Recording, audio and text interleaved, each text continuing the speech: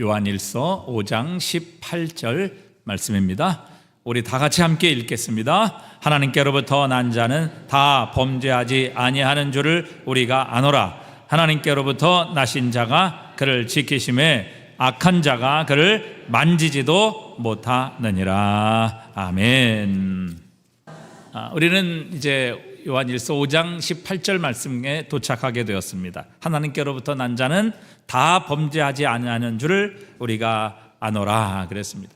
하나님께로부터 난 자는 다 범죄하지 아니하는 줄을 우리가 아노라. 사도 요한은 확신하고 있습니다. 우리는 정말 범죄하지 않는가? 저와 여러분 예수를 믿으면서 죄를 짓습니까? 안 짓습니까? 확실합니까? 네, 죄인입니까? 네, 뭐 죄를 안 지을 수 없죠. 우리 모두 죄인인데. 근데 어떻게 하나님께로부터 난 자는 범죄하지 않은 줄을 아노라, 확신한다. 사도 요한은 이렇게 말할까요? 우리는 그럼 어디로부터 났습니까? 하나님께로부터 난 건 아닌가요? 우리는 마귀에게 속해 있나요? 도대체 이 말씀을 우리가 어떻게 해석을 해야 할 것인가 하는 것입니다. 참 난해한 말씀이죠. 우리가 성경을 읽고 해석할 때에 한 구절을 문맥 속에서 이렇게 따로 떼어내서 거기에서 어떤 이론이나 교리를 세우는 것은 참 위험합니다. 이단이 거기서 나오는 것이거든요. 성경은 사실 처음부터 끝까지 통일성을 가지고 있습니다. 성경은 하나님의 영감, 즉 하나님의 감동으로 기록된 것이죠. 그래서 저자의 기질, 또 그들의 학문, 또 문화적인 모든 배경 이런 것들을 사용하시고 활용하시지만, 그러나 성령 하나님께서 오류로부터 이 모든 것을 지키셔서 하나님의 뜻을 우리에게 계시하시고 하나님 자신을 우리에게 말씀해 주시는 것, 이것이 성경입니다. 그래서 성경은 성경의 궁극적인 저자는 바로 성령 하나님이시다. 예를 들어서 성경은 약 1600여 년에 걸쳐서 한 40여 명의 저자들이 기록했습니다. 근데 여러분 생각해 보세요. 1600여 년, 뭐 1540년 정도 이렇게 우리가 대충 잡습니다만은 600년에 걸쳐서 성경이 기록됩니다.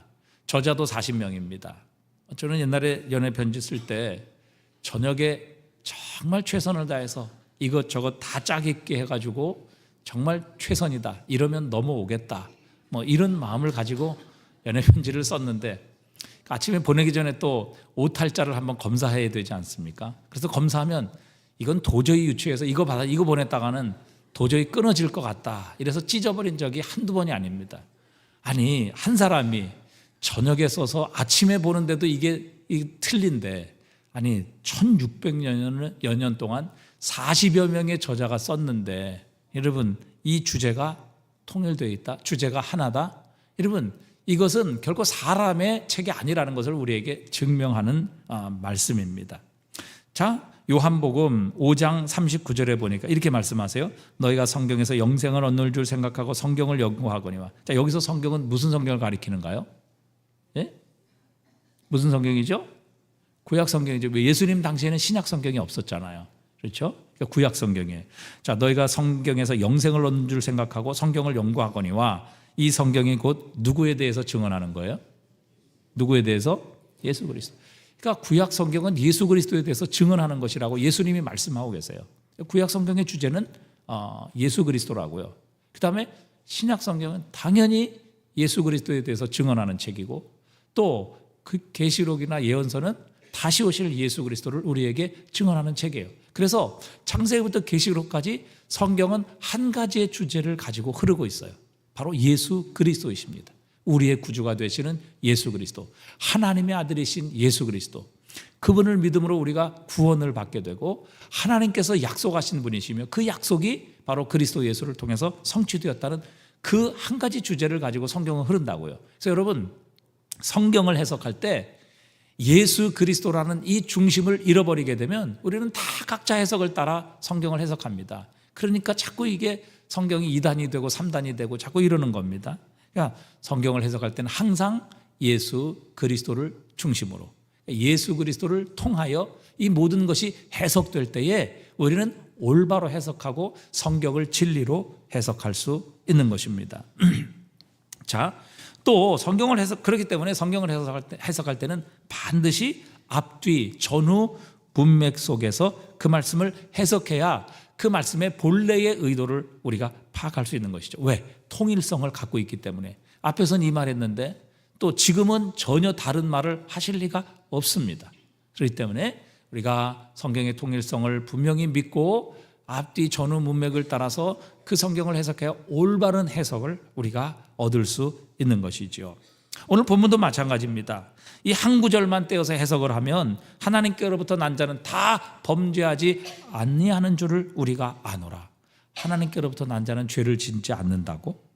이렇게 해석을 하면 여기에서 구원파가 나온 겁니다. 그래서 구원파는 예수를 믿은 후에는 회개할 필요가 없다. 우리 죄는 전혀 영향을 미치지 않는다. 그렇기 때문에 심지어는 죄를 지어도 문제가 되지 않는다. 이렇게까지 확대 해석할 수 있게 되는 것입니다. 자, 그렇다면 여러분 하나님께로부터 난 자는 다 범죄하지 않는 줄을 아니하는 줄을 우리가 안다. 나는 죄를 범하는데 그럼 도대체 나는 하나님께로부터 난 자인가? 여러분 이렇게 우리가 이 구절을 의심할 수 있습니다. 과연 그렇다면 도대체 이 말씀은 무슨 뜻을 가지고 있는가? 정말 하나님께로부터 난 자는 다 죄를 짓지 않는가? 그럼 나는 뭔가? 나는 하나님께로부터 그럼 나지 않았나? 나는 거듭나지 않았나? 예수를 잘못 믿고 있는가? 그럼 나는 내가 범하는 죄는 뭔가? 이렇게 우리는 의심을 하기도 하고 또 회의를 하기도 합니다. 자, 그렇다면 과연 그리스도인은 예수를 믿은 후에 범죄하지 않는다는 말씀인가? 자, 여러분 이것이 만약에 맞다면 우리가 지난주에 살펴봤잖아요. 5장 16절에 보니까 누구든지 형제가 사망에 이르지 아니하는 죄 범하는 것을 보거든 구하라 그랬어요. 형제들이 죄를 범한단 말이죠. 또 그런 일이 있으면 그들을 위해 간구하고 또 그들을 구원하라 이렇게 말씀하고 계세요. 여러분 그러면 바로 전에 있는 말씀과 또 오늘 본문의 18절에 있는 말씀은 이게 전혀 모순이 되는 겁니다. 하나님께로부터 난 사람은 죄를 지을 수 없다고 하면 앞구절에서 죄에 빠진 형제를 구원하라. 도대체 이게 무슨 말씀이겠습니까? 그러니까 앞뒤가 맞지 않는 거예요. 그러니까 이 한 구절만 우리가 떼어서 해석을 할 것이 아니라 전체적인 맥락에서 심지어는 창세기부터 계시록까지의 모든 성경의 맥락 속에서 통전적으로 이것을 해석해야 올바른 해석을 얻을 수 있는 것입니다. 자, 그러면 그렇게 따진다면 앞에 있는 말씀과 지금 이 말씀이 모순이 되는 거거든요. 그렇기 때문에 여기서 말씀하시는 것은 예수 믿은 후에는 전혀 죄를 짓지 않는다. 그런 말씀이 아니라는 것을 우리는 생각할 수 있습니다. 자, 그러면 여기서 주님께서 말씀하시는 하나님께로부터 난 자는 다 범죄하지 아니하는 줄을 내가 확신한다라는 이 사도 요한의 말씀, 주님께서 사도 요한을 통해서 주신 말씀의 정확한 뜻은 무엇일까 하는 것입니다. 여러분 우리와 이것과 똑같은 구절을 이미 우리 3장 9절에서 살펴보았어요. 자, 3장 9절에 보니까 요한일서 3장 9절에 보니까 하나님께로부터 난 자마다 죄를 짓지 아니하나니 이는 하나님의 씨가 그 속에 거하며 그도 범죄하지 못하는 것은 하나님께로부터 났습니다. 똑같은 말씀이거든요. 자, 우리가 이 말씀을 어떻게 해석했습니까? 그리스도 안에서 거듭난 자는 계속해서 죄를 범하지 않는다라고 우리가 해석을 했습니다. 실제적으로 우리가 죄를 짓는단 말이죠. 그럼에도 불구하고 우리는 계속해서 죄를 범하며 또 죄 속에 빠져 살지 않는다는 것입니다. 왜? 우리는 거듭났기 때문에. 한 번, 두 번 우리가 실수하고 넘어지고 실패할 수 있지만 그러나 계속해서 죄 속에 거함으로 우리가 그 죄에 빠지는 삶, 그 죄 속에 거하는 삶을 살지 않는다는 겁니다. 죄 속에 계속해서 산다, 죄를 계속해서 범한다, 죄 속에 거한다, 이 말은 뭐예요? 하나님께로부터 나지 않았다는 이야기예요. 그렇기 때문에 하나님께로부터 났다는 사람은 계속해서 범죄하지 않는다는 겁니다.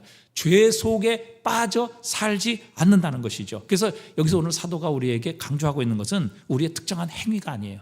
한 번 죄를 범하고 두 번 죄를 범하는 이런 개별적인 죄의 행위가 아니라 우리의 성품, 우리의 상태에 관심을 기울이고 있다는 사실입니다. 그러니까 우리가 하나님께로부터 난 자라면 누구나 죄에 대해 하나님께로부터 나지 않은 사람들과 다른 상태에 있다, 다른 성향을 가지고 있다, 이런 말입니다. 여러분 세상은 악한 자의 지배하에 있습니다.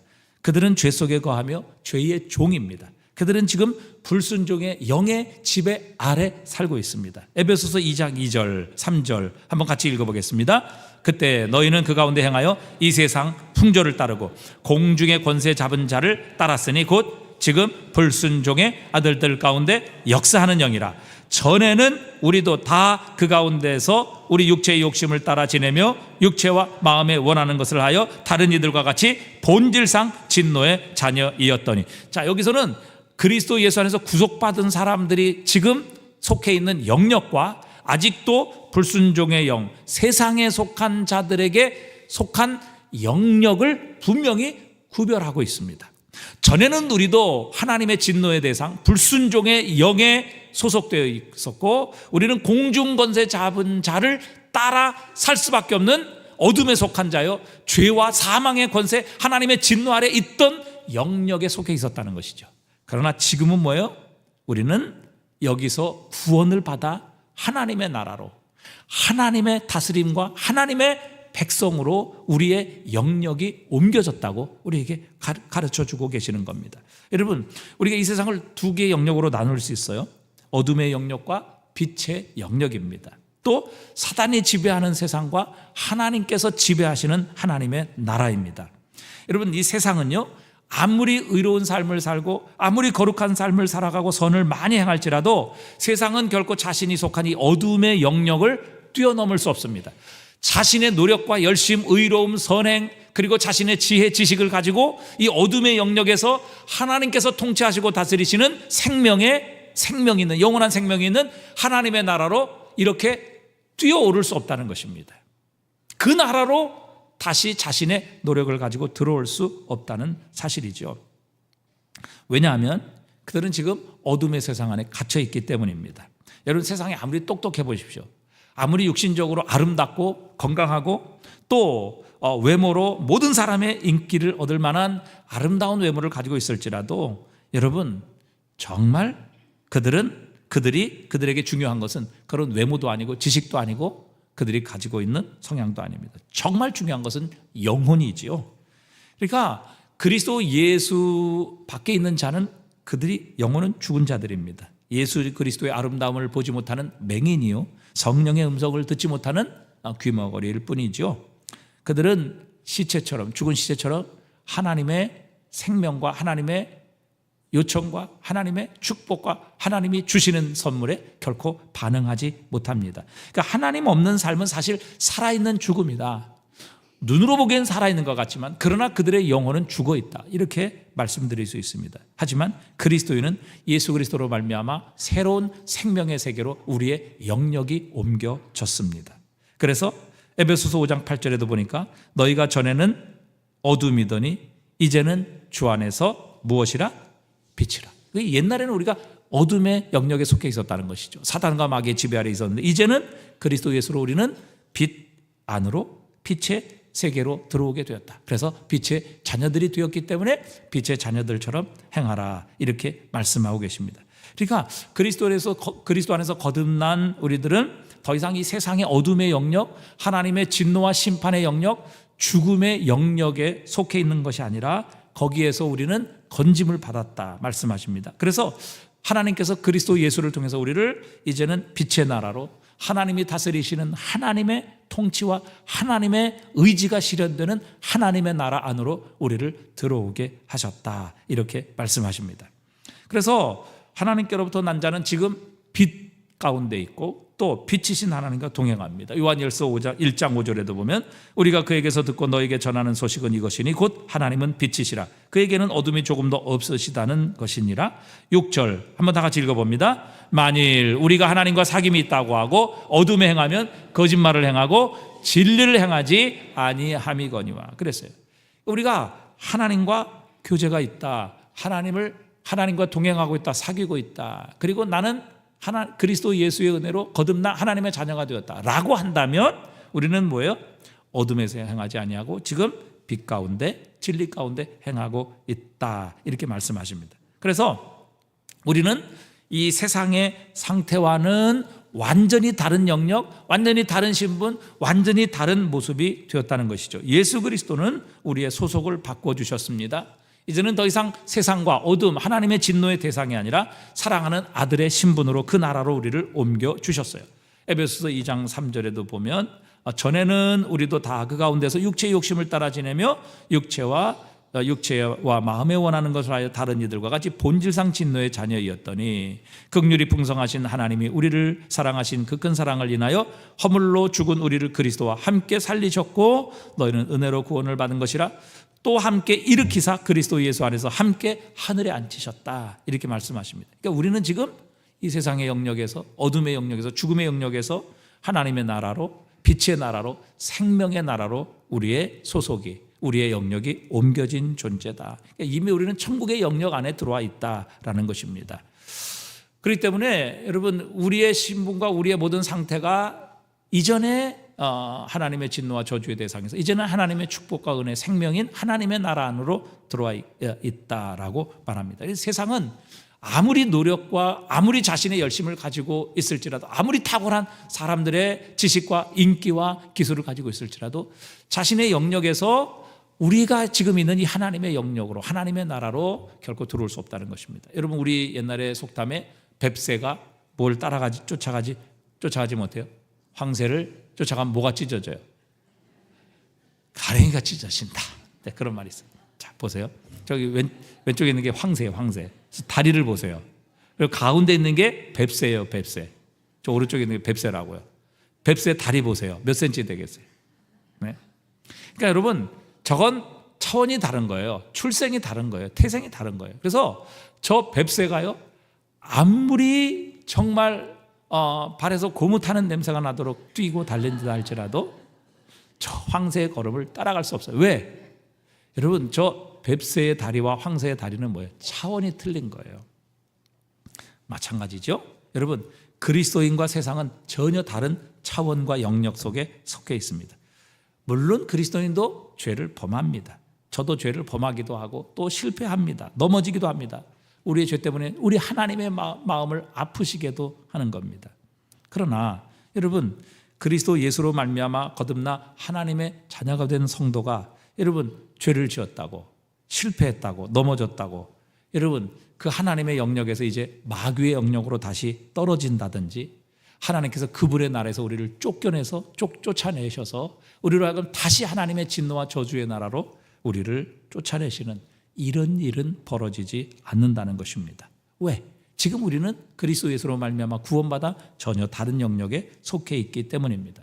여러분, 우리가 하나님의 나라 안에서 우리의 신앙이 여러분 낮아지기도 합니다. 죄 때문에 넘어지기도 합니다. 또 주님과 멀어지기도 해요. 또 우리가 정말 하나님의 은혜를 받아서 충만한 은혜로 하나님과 더 가까워지고 정말 그리스도 예수께서 기뻐하시는 그런 삶을 살아갈 수도 있어요. 그렇게 여러분, 하나님의 나라 영역 안에서 여러분 낮아질 수도 있고 높아질 수도 있고 충만할 수도 있고 여러분 빈 껍데기 같은 그런 신앙의 삶을 살아갈 수도 있어요. 여러분, 그렇다고 해서 우리가 여러분 신앙이 낮아지고 또 여러분 우리가 정말 죽정이 같은 그런 신앙의 삶을 산다 할지라도 천국에서 영원한 어둠과 지옥, 하나님의 진노의 대상으로 강등되는 그런 일은 우리에게 일어나지 않는다는 사실입니다. 우리는 하나님의 나라 안에서 넘어질 수 있어요. 낮아질 수 있어요. 하나님과 관계가 멀어질 수 있어요. 그러나 우리는 다시 그 안에서 회개하고 일어서고 주님과 동행하고 주님을 닮아가는 삶을 계속해서 살아가게 하신다는 사실이죠. 그래서 오늘 사도 요한이 여기서 강조하는 것은 우리의 삶의 영역입니다. 우리의 삶의 수준입니다. 골로새서 1장 13절도 보니까요, 그가 우리를 흑암의 권세에서 건져내사 그의 사랑의 아들의 나라로 옮기셨다, 이렇게 말씀하십니다. 그러니까 우리가 이미 흑암의 권세에서 하나님의 아들의 나라로, 사랑받는 그의 아들의 나라로 하나님께서 우리를 옮겨주셨다. 그래서 이 사도 요한은 확신하고 있는 겁니다. 하나님의 나라에 들어간 자, 하나님께로부터 난 자들은 더 이상 죄악된 수준으로 떨어지지 않는다는 것입니다. 이미 우리는 천국의 영역에 들어와 있고 우리가 살아가는 삶의 영역이 이미 바뀌었기 때문입니다. 그리스도인들 죄질 수 있어요. 넘어질 수 있어요. 실수할 수 있어요. 그렇다고 해서 우리가 어둠의 세계로 다시 한번 하나님의 진노의 세계로 떨어지고 넘어지는 그런 일들은 우리에게 일어나지 않는다. 그래서 그리스도 예수 안에 있는 사람들은 계속해서 죄를 짓지 않는다. 범죄 안에 머물러 있지 않는다. 왜? 범죄 안에 머물러 있고 계속해서 죄를 짓는다는 것은 뭐예요? 어둠의 영역 안에 불순종의 영들, 이 세상의 영들에 의해서 지배를 받고 있는 이 세상에 속한 자들이지, 이 세상에서 구원받아 이제는 사랑받는 아들의 나라, 하나님의 나라로 옮겨진 하나님의 자녀들은 결코 그런 일이 일어나지 않는다. 오늘 사도 요한은 하나님께로부터 난 자는 다 범죄하지 아니하는 줄을 안다, 이렇게 지금 표현하고 있는 것입니다. 여러분, 그렇다고 해서 나는 아무리 죄 져도 난 더 이상 저쪽 세계로, 어둠의 세계로, 이전에 있었던 그 하나님의 진노와 심판의 세계로 떨어지지 않아. 난 안전해. 하나님께서 나를 선택하셨고 하나님께서 나를 그리스도 예수로 말미암아 새로운 하나님의 나라로 영역으로 옮기셨기 때문에 나는 더 이상 거룩해질 필요가 없어. 난 이제 마음대로 살아도 돼. 죄에 대해서 안심해도 돼. 이런 생각을 하는 것은 여러분 큰 오해입니다. 주님께서 이런 생각하라고 우리에게 그리스도 예수 안에 있는 자, 하나님 나라에 속한 자는 절대 저 어둠과 하나님의 진노의 세계로 떨어지지 않는다, 이렇게 말씀하신 게 아니에요. 사실은 정반대의 말씀을 우리에게 하고 계시는 겁니다. 자, 에베소서 1장 4절 우리 한번 다 같이 읽어보겠습니다. 곧 창세전에 그리스도 예수 안에서 우리를 택하사 우리로 사랑 안에서 그 앞에서 거룩하고 흠이 없게 하시려고. 여러분, 창세전에 그리스도 안에서 우리를 택하셨어요. 놀라운 은혜예요. 이건 우리가 자랑할 것이 아무것도 없어요. 여러분, 우리가 무슨 자격이 있어서 창세전에, 우리가 태어나기도 전에 하나님께서 우리를 택하셨겠어요? 이건 전적인 하나님의 은혜예요. 여러분, 이 은혜를 우리가 받았어요. 계속 보여주세요. 자, 우리 이 은혜를 계속 받았어요. 근데 이 은혜를 주신 도대체 목적이 뭐냐 하는 거예요. 마음대로 살라고? 죄를 지어도 안심하라고? 그렇지 않아요. 여러분 보세요. 우리를 택하사 우리로 사랑 안에서 그 앞에 어떻게 해요? 거룩하고 흠없게 하시기 위해서. 저게 목적이에요. 우리에게 은혜를 주시고 우리를 택하신 목적이 바로 그 앞에서 거룩하고 흠없게 하시려고 하나님께서 우리를 택하신 거예요. 그러니까 여러분, 우리가 궁극적으로 하나님께 선택받았다는 이 유일한 증거 중에 하나가 무엇인가 하면 거룩한 삶이에요. 예수 그리스도를 닮아가는 삶이라고요. 이것이 없이는 내가 선택받았다는 것을 증명할 길이 없는 거예요. 내가 정말 그리스도 예수 안에서 창세전에 하나님의 은혜로 선택받은 이 은혜를 받은 자라면, 이것을 아는 자라면 뭐예요? 우리는 거룩함을 향해 나가는 거예요. 흠 없는 그리스도 예수의 모습을 향해 우리는 오늘도 애써 구원을 이루어 가는 삶을 살아가는 거예요. 그러니까 나는 안전해. 나는 더 이상 여기서 범죄해도 저 어둠과 저 사탄과 마귀의 세상으로 떨어지지 않아. 이렇게 생각하라고 하나님 주신 게 아니라고요. 그렇기 때문에 여러분, 오늘 하나님께로부터 난 자는 다 범죄하지 아니한다, 이 말은 더 이상 저 저주와 심판의 세계로 떨어지지 않는다.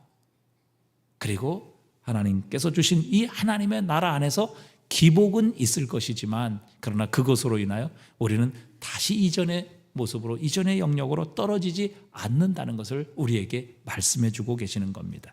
자, 그러면 도대체 왜 우리는 이렇게 범죄하지 않을까? 즉 영원한 범죄, 계속해서 범죄하지 아니하며 저 어둠과 영원한 죽음, 마귀와 사탄의 세상에 속한 자들처럼 우리는 그 죄악 가운데 머물지 않을까 하는 것입니다. 오늘 본문이 이렇게 말씀하시죠. 우리가 하나님께로부터 나신 자가 그를 지키심에. 그랬어요. 하나님께로부터 나신 자가 그를 지키심에. 하나님께로부터 나신 자가 누구입니까? 바로 예수 그리스도시죠. 그러니까 예수 그리스도께서 우리를 지키신다, 이렇게 말씀하십니다. 여러분, 우리를 왜 십자가를 지시고 죽기까지 하셔서 우리를 구원하시고 우리를 이 어둠과 죄악과 사탄의 세계에서 우리를 하나님의 나라, 하나님이 통치하시는 사랑받는 아들의 나라로 예수 그리스도께서 십자가에 죽기까지 하시면서 우리를 이 영역을 옮겨주셨는데, 여러분, 이 영역에서 우리를 다시 이쪽으로 떨어지도록 우리 주님께서 그냥 놔두시겠느냐 하는 것입니다. 그렇지 않습니다. 하나님께서 우리를 주시하고 계십니다. 우리를 돌보시고 계십니다. 우리를 보살피시고 우리를 지키고 계신다는 사실입니다. 시편 121편 1절 우리 한번 다 같이 읽어보겠습니다. 내가 산을 향하여 눈을 들리라. 나의 도움이 어디서 올까? 나의 도움은 천지를 지으신 여호와에게서로다. 여호와께서 너를 실족하지 아니하게 하시며 너를 지키시는 이가 졸지 아니하시리로다. 이스라엘을 지키신 이는 졸지도 아니하시고 주무시지도 아니하시리로다. 아멘. 하나님께서 우리를 지키시는데 우리로 하여금 실족하지 아니하도록. 여러분, 저 등산을 하는데 바위, 산 꼭대기에서 실족해 보십시오. 어떻게 됩니까? 떨어지면 죽는 거예요. 실족하면 산에서. 마찬가지죠. 여러분, 하나님의 나라에서 우리가 실족하여 떨어져서 저 영원한 진노와 심판과 악한 마귀와 사단의 권세 아래로 떨어지도록 실족하지 아니하도록 지키시는 분이 우리 하나님이시다. 우리 주님이시다. 이렇게 말씀하고 계세요. 그러니까 우리가 실족해서 완전히 다른 세상으로 다시 이전에 있었던 그런 어둠과 진노와 심판의 세상, 마귀와 사탄의 세상으로 떨어지지 않도록 우리 주님께서는 졸지도 아니하시고 주무시지도 아니하시며 우리를 지키시는 분이시다. 그렇게 말씀하세요. 요한복음 17장 12절도 우리 한번 다 같이 읽어보겠습니다. 내가 그들과 함께 있을 때에 내게 주신 아버지의 이름으로 그들을 보존하고 지키었나이다. 그 중에 하나도 멸망하지 않고 다만 멸망의 자식뿐이오니 이는 성경을 응하게 함이니이다. 예수님께서 이 땅에 계실 때 아버지께서 예수님에게 주신 자를 보존했다, 지켰다. 어느 누구도 주님의 손에서 빼앗기지 않았다. 그 중에 하나도 멸망하지 않았다. 만약에 마귀와 사탄의 손아귀에 있다면 그들은 하나님께서 내게 주신 자가 아니다. 멸망의 자식이다. 이렇게 주님은 말씀하고 계시는 겁니다. 여러분, 주님은 우리를 지키십니다. 우리를 보존하고 계십니다. 끝까지 우리를 지켜주실 것입니다. 우리를 구원하신 후에 이제는 네 마음대로 네 능력껏 살아라. 이렇게 말씀하시는 분이 아니에요. 요한복음 10장 28절에도 보니까 한번 읽어봅니다. 내가 그들에게 영생을 주노니 영원히 멸망하지 아니할 것이요 또 그들을 누구의 손에서? 내 손에서 빼앗을 자가 없느니라. 하나님께서 우리를 붙들고 계시고 우리를 보존하시고 우리를 지키신다면 우리를 그 주님의 손에서, 하나님의 손에서 우리를 빼앗을 수 없느니라. 주님이 선언하고 계십니다. 예수 그리스도는 우리를 보호하시는 분이십니다. 우리를 죄에서 보호하시고 악한 자들로부터 우리를 지키시는 분이십니다. 그러기에 우리가 비록 이 세상의 여러 환경, 또 우리의 육신의 연약함, 이런 것들로 인하여 우리가 범죄할지라도 하나님은 끝까지 우리를 지키시고 보호하셔서 우리로 하여금 실족하지 않게 하시고 궁극적으로 우리를 영광의 보좌 앞에 우리에게 영원한 구원을 완성하실 아버지 하나님의 보좌 앞으로 우리를 기꺼이 인도하시고 마실 것입니다. 우리를 그 주님 앞에, 그 살아계시는 영원한 영광의 하나님 보좌 앞으로 우리를 반드시 세워주실 것이라는 사실입니다. 유다서 1장 24절 우리 한번 다 같이 읽어보겠습니다. 능히 너희를 보호하사 거침이 없게 하시고 너희로 그 영광 앞에 흠이 없이 기쁨으로 서게 하실 이 곧 우리 구주 홀로 하나이신 하나님께 우리 주 예수 그리스도로 말미암아 영광과 위엄과 권세와 권력과 권세가 영원부터 이제와 영원토록 있을지어다. 아멘. 여러분, 우리 주님께서 우리를 거침이 없게 하실 것입니다. 하나님의 영광 앞에 흠이 없고 점도 없고 기쁨으로 우리를 반드시 세워주실 것이라는 사실입니다. 이 주님의 의지와 이 주님의 능력은 결코 변하거나 쇠하지 않습니다. 여러분, 우리가 영원한 구원의 하나님, 영광의 하나님, 거룩하신 하나님 앞에 서게 되는 이 근거가 내 자신에게 있다면 여러분, 우리는 구원받을 가능성이 없을 것입니다. 왜요? 우리는 하루도 12번도 실패하잖아요. 넘어지잖아요. 또 범죄하잖아요. 하지만 여러분, 우리가 전능하신 하나님, 위대하시고 거룩하신 영광의 하나님 앞에 서게 하시는 소망은 우리 자신에게 있는 것이 아니라 바로 우리를 끝까지 지키고 보호하시는 예수 그리스도에게 있습니다. 여러분, 그 주님을 찬양합니다. 그 주님께 영광을 올려드립니다. 그 주님께서 계시기에 우리에게 소망이 있고 그 소망은 영원히 흔들리지 않는 소망이 되는 것입니다. 여러분, 하나님 앞에 영광스러운 모습으로, 점도 없고 흠도 없는 모습으로 완전한 그리스도 예수의 형상으로 변화되어 서게 하실 그 소망이 내 자신에게 있다면 여러분, 우리는 지금 이 순간에도 포기하고 싶을 것입니다. 그러나 우리를 실족하지 않게 하시고 보호하시고 보존하셔서 끝까지 영광의 하나님 앞에 세우실 이는 우리 주 예수 그리스도라는 사실입니다.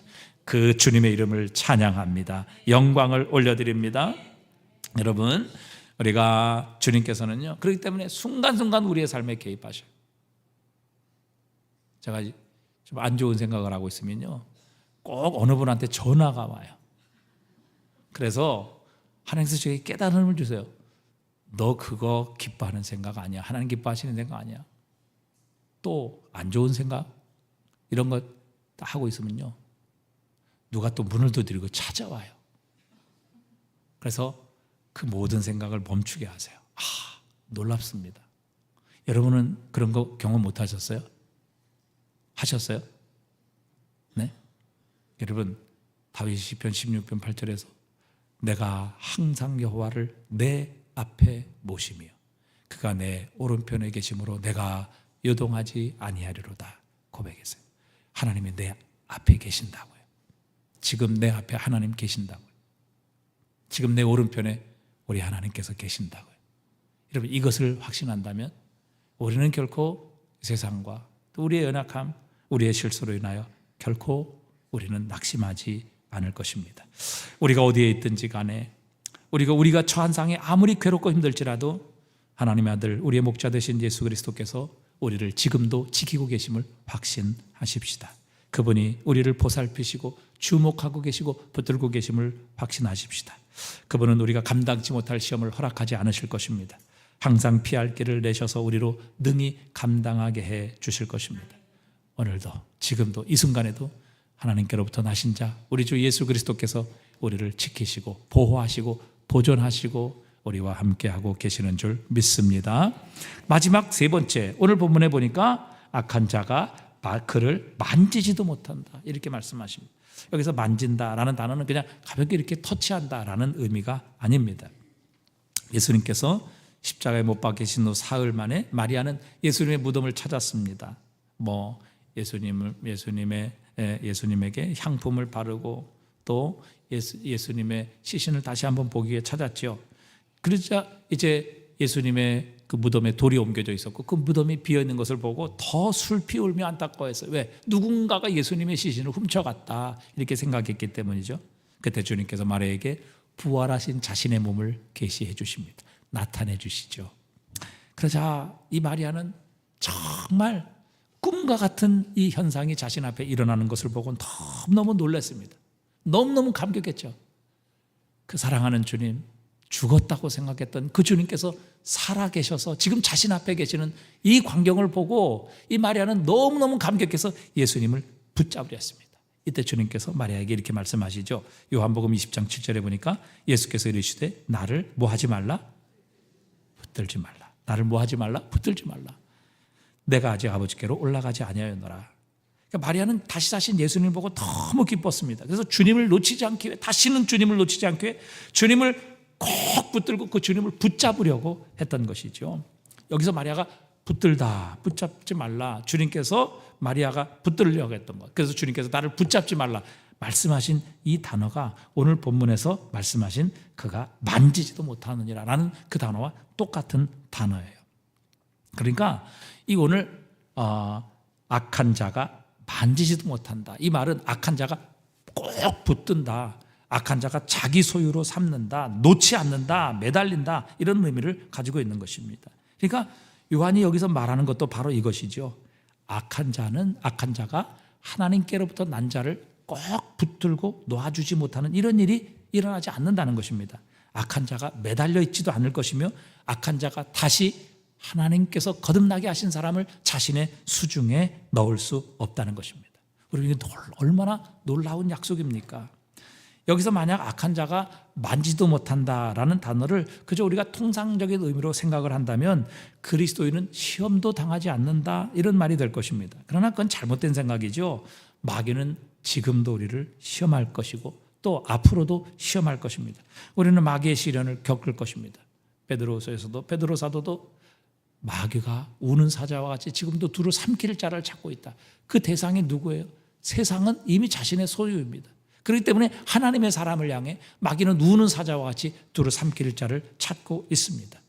여러분, 하나님도 쉬지 않고 우리를 지키시지만 마귀도 쉬지 않고 우리를 시험하고 우리를 넘어뜨리려 하는 것입니다. 그들은 우리를 괴롭힐 것이며 낙심시킬 것이며 비참하게 만들려 할 것입니다. 우리를 좌절시키며 우리를 불행하게 만들기 위해 마귀도 주무시지도 않고 졸지도 않으며 우리를 향해 최선을 다해 노력할 것입니다. 그러나 분명한 사실은 우리를 다시 그의 수중에 넣지는 못한다는 것입니다. 우리를 꼭 붙들고 있지는 못한다는 것입니다. 왜요? 우리를 위해 십자가를 지신 우리 주 예수 그리스도께서 우리를 지키고 계시기 때문입니다. 예수님께서 마지막 만찬 때 자신을 부인하게 될 베드로를 향해 이렇게 예언하셨습니다. 누가복음 22장 31절에 보니까 한번 읽어보겠습니다. 시몬아 시몬아 사탄이 너희를 밀가부로 하려고 요구하였어. 자, 사탄이 너희를 밀가부로 하려고 뭐 했다고 그랬어요? 뭐 했어요? 예수님께 뭐 했어요? 예수님께 요청했다고. 베드로 내주십시오. 제자들 내주십시오. 그래서 밀가부르는 게 뭐예요? 여러분, 우리가 밀 이렇게 추수하게 되면 우리가 이제 타작을 하잖아요. 그리고 이렇게 까부른다고요. 그래서 키에다가 그것을 놓고 이렇게 쳐서 쭉정은 바람에 날아가고 알곡은 안으로 모이게 만들어서 그 알곡을 모으는 거죠. 사탄이 지금 그걸 하겠다는 겁니다. 주님, 제가 주님의 제자들, 특별히 저 베드로, 제가 밀가부릇해서 저를 쳐서 저를 내 소유로 만들겠습니다. 주님, 베드로를 내어주십시오. 이렇게 요구했다는 거예요. 밀가부르듯 하려고 요구하였으나, 사탄이 예수님께 요구했다고요. 베드로를. 그런데 자, 이 32절 보세요. 다 같이 읽어봅니다. 그러나 내가 너를 위하여 내 믿음이 떨어지지 않기를 기도하였노니 너는 돌이킨 후에 내 형제를 굳게 하라. 예수님께서 내어줬어요? 안 주셨어요? 안 주셨다고요. 그래서 어떻게 됐어요? 베드로가 예수님을 3번씩 부인하며 모른다고 저주했지만 결국에 뭐예요? 베드로는 회복되잖아요. 성령 받잖아요. 위대한 사도가 되어서 결국 하나님 나라의 초석이 되는 하나님의 나라, 정말 반석과 같은 인물로 쓰임받게 하시는 놀라운 축복을 회복하게 되었다는 것입니다. 그러니까 사탄이 밀가부르듯이 베드로를 요구하고 있어요. 저와 여러분도 마찬가지죠. 주님께서 우리를 요구하고, 사탄이 우리를 요구하고 있을 거예요. 왜? 원래 자기의 소유였으니까. 그런데 그리스도 예수로 말미암아 이제는 하나님의 소유가 되었고 주님의 자녀가 되었기 때문에 우리를 계속해서 요구할 거예요. 그러나 주님은 결코 그분의 손에서 우리를 내어주시지 않으시는 분이십니다. 우리를 위해 기도하고 계시는 주님이십니다. 주님께서 허락하시지 않으면, 주님께서 내어주시지 않으면 결코 마귀가 우리를 주님의 손에서 빼앗을 수 없는 것입니다. 마지막, 우리 로마서 8장 38절 같이 읽겠습니다. 내가 확신하노니 사망이나 생명이나 천사들이나 권세자, 여기 권세자들은 누구를 가리키는가 하면 마귀를 가리키는 거예요. 다른 성경에는 마귀들이나 혹은 사탄들이나 이렇게 번역되어 있거든요. 자, 권세자들이나 현재일이나 장래일이나 능력이나 높음이나 깊음이나 다른 어떤 피조물이라도 우리를 주 그리스도 예수 안에 있는 하나님의 사랑에서 끊을 수 없으리라. 아멘. 여러분, 우리를 사랑하시는 주님, 우리를 지키시는 바로 주님이 우리를 결코 마귀의 손에 우리를 내어주시지 않기에 우리가 반드시 하나님의 뜻대로 승리하게 해 주실 것입니다. 그래서 37절에는 그러나 이 모든 일에 우리를 사랑하시는 이로 말미암아 우리가 넉넉히 이기느니라 사도 바울은 선포하고 있는 것입니다. 여러분, 내가 죄를 범했다고 또 죄에 빠져 있다고 의심하지 마십시오. 두려워하지도 마십시오. 하나님께서 우리를 그리스도 예수를 통해서 이미 새로운 나라, 새로운 영역으로 우리의 존재와 신분, 영역을 옮겨주셨습니다. 여기에서 기복이 있겠지만, 그러나 이 기복 때문에 우리가 저 다시 어둠의 세계, 죄악의 세계, 심판의 죽음의 세계로 떨어지는 것이 아니라는 확신을 가지실 수 있어야 합니다. 또 그 이유는, 확신을 가질 수 있는 이유는 바로 하나님께로부터 난 자, 우리 주님께서 우리를 지키고 계시기 때문입니다. 주님께서 붙들고 주님께서 지키시는 한 어느 누구도 주님의 손에서 우리를 빼앗을 수 없을 것입니다. 이 확신을 가지십시오. 흔들리지 마십시오. 그리고 결국 주님께서는 기어코 우리를 영원하신 하나님 앞에 우리를 세우셔서 거룩하고 점도 없는 모습으로 우리를 세워 주실 것입니다. 주님께서 약속하셨기에 반드시 약속대로 이루어 주실 것입니다. 우리는 이것이 바로 우리의 소망이며 이것으로 말미암아 우리는 이 땅에서 실수하고 우리의 육신의 연약함 때문에 넘어지지만, 그러나 아주 엎드러지지 아니하는 이 소망을 가지고 오늘도 담대하게 하나님의 승리를 선포하며 외치며 앞으로 나아갈 수 있는 것입니다. 우리는 반드시 승리하게 될 줄 믿습니다.